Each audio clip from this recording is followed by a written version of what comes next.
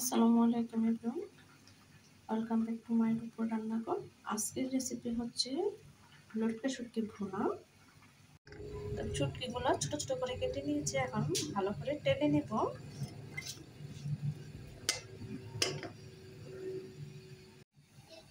তেলটা গরম হয়েছে, এখন পেঁয়াজগুলো দিয়ে দিব এখন দারচিনি এলাচি। পেঁয়াজটা একটু ভালো করে ভেজে নেব।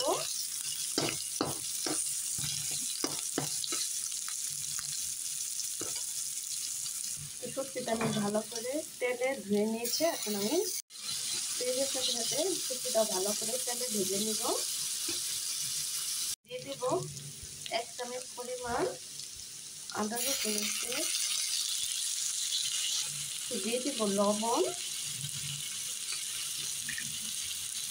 হলুদের গুঁড়া, মরিচের গুঁড়া।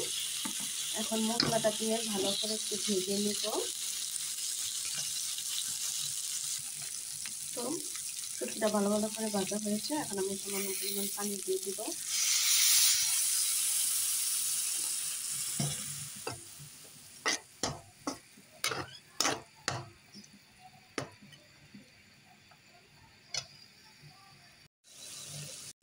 শুটকিটা হয়ে গেছে, এখন আমি জিরার গুঁড়া দিয়ে নামিয়ে ফেলবো।